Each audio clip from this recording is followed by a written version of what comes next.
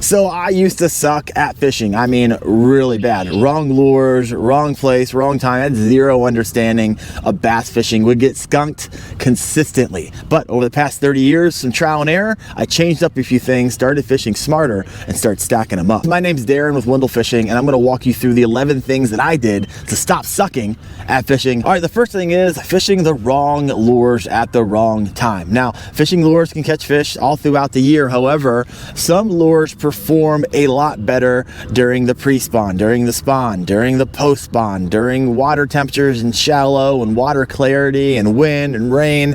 There's all kinds of different things to take into consideration with fishing lures, and the fish, whatever looks cool, was not working for me. There's an insane amount of information out there right now that will show you what lures to use during what seasons and what scenarios. So definitely use that to your advantage. It wasn't available to me when I was growing up to become a better angler. Number two, of course, it's going to be time in the water, but experimenting more. One of the things that I communicate, especially on this channel, is having some type of unconfidence lure tied on at any given moment. And mine right now is this guy right here. It's going to be the Buka Baits Trick Shad. This is the thread fantastic, and I've been picking up some nice girls on it. Little chili swarm, picking them up. Look at the belly on that, on the Buka Baits Trick Shad, thread fantastic.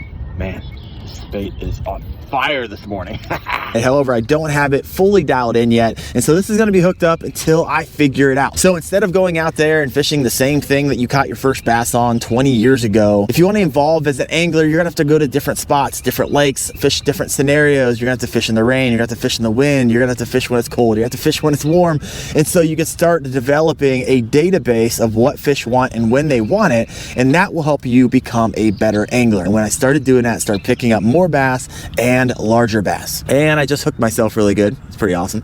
Still got a few things to learn, I guess. Number three, I started paying attention to fish behavior and really becoming and understanding a lot more about how bass hunt and how they react throughout the season. So I didn't get frustrated when fish weren't biting. I tried to figure out why they weren't biting. And once again, just throwing it back in that database of more information that I know. I started paying attention to the nuances. Are they chasing my lure? Can I see it? Are they short striking? I adjusted my approach. I changed up the lure size. I changed up the color. I changed up my retrieval speed. So what I'm trying to say is I didn't just wait for luck to kick in. I was actually changing, and whatever the day was throwing at me, I was constantly using what I knew at that time to adjust my strategies. Another thing I highly recommend before you go fishing is really understanding, become an expert of bass behavior. Like, where do they hold? And they hold at different places in different types of the year, during different places in their spawning cycles. Right now it's pre-spawn in Northeast Ohio. They are doing something different now with the water temperature being 49 degrees that they're going to do whenever the water temperature starts getting the high 50s and 60 degrees when spawn typically sets in.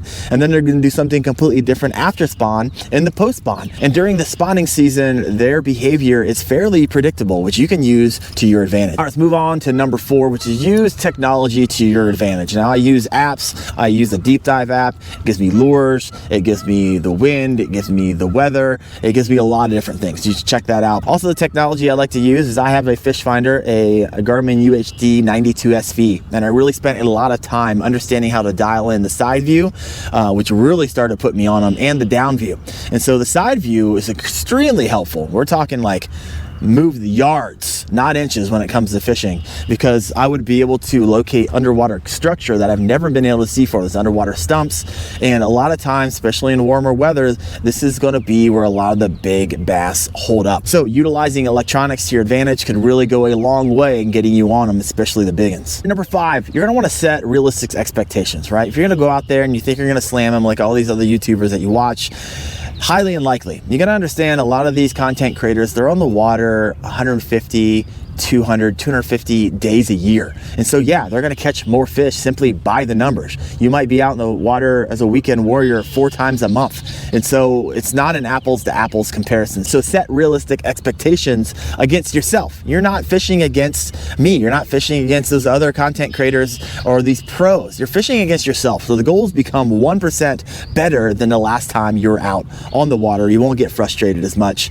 and you're going to be a whole lot happier with your results. All right, number 6, I stopped beating the bank, and really what helped me do this is I got into a kayak, right? Now, the banks can hold fish, and if that's what you're limited to because of your budget, I get it. But if you want to open up a whole world of new bass, bigger bass, you're going to want to get off the bank. You want to get into a kayak or to get into a boat, because a lot of times, especially in the warmer months, you can't find big bass on the bank, but a lot of times they're moving out to their summer haunts. They're going to be in deeper water, and you're not going to be able to reach them simply from the bank. Number 7, if you haven't learned how to do this, learn how to skip your bait. I can't tell you how many bass I've caught by skipping the bait under that dock, skipping that bank over that tree that's over top of the water, just sneaking in into a hole that typically otherwise you're not going to be able to cast in with the kind of the bomb. You have to skip that thing to get it under without getting it tangled. And if you do this, you're going to get places where other anglers simply aren't willing to go because they don't want to get caught up and they simply haven't developed this skill. And so I highly recommend, at least starting out on open water, learn how to skip that Senko, learn how to skip those baits, those jigs, and get deep under those docks, deep under these places where these bass like to hold and hide. This is going to give you a skill and an advantage that not a lot of other anglers have done. Number 8, this is going to be start finesse fishing. This is going to be especially helpful for you if you fish bodies of water that are heavily pressured, right? They've seen a million spinner baits, they've seen a million chatter baits, they've seen a million jigs. Giving them that more of a subtle presentation is probably going to be beneficial for you. And so these finesse presentations, you want to pick up that Ned rig if you've never picked up one of those. You want to pick up that drop shot, try fishing that. You're going to try picking up that shaky head. And these are going to be those subtle presentations that are going to get those finicky bass to bite. Number 9 is going to get better at reading your electronics. Now, I've done polls on this on Wendell Fishing. Thousands of people voted. A lot of people just end up using they buy an expensive fish finder and they end up using it for a depth finder. And it's a really expensive depth finder. So take the time, learn the nuances of your down scan, learn the nuances of reading sonar, learn the nuances of reading side scan, because if you just have a really expensive computer that tells you the date, the time, and it tells you the water temperature, you can buy a really cheap one to tell you that. But learn the electronics, use it to your advantage, and I promise you, this is going to move the needle for you. Number 10 is stop fishing memories. All right, bass are on the move consistently. Yes, can you go back to the same place and catch fish over and over again? You can, but you're going to typically just keep catching the same type of fish, the same size of fish. And bass are consistently on the move, right? Water temperature, food, they're constantly moving, they're constantly roaming. And so if you're consistently fishing memories, you're probably going to be disappointed in your results. Learn how to pattern them, learn their movements, and trust me, you're going to be happy with what you come up with. Number 11 is trust your instincts, right? After you get to know a lot of information, start putting that into play. Don't overanalyze it. If you have a gut feeling that, hey, this spot is holding bass, holding big bass, maybe work it and work through all the scenarios, work through all the baits that you would fish in that scenario instead of rushing off to the next spot. I know that by following my instincts, it has made me a better angler out there on the water. I've been making better decisions, catching more bass, and being a lot more confident in this craft. Now, if you want to see what lures are hot right now, I actually do a monthly video on this. I'm going to put that playlist together for you. You can check it out right there. But also tell me in the comments below, what is the thing that you have done that really helped you move the needle? I want to see, I want to learn as well. Thanks for watching, guys. I'll see you. Bye.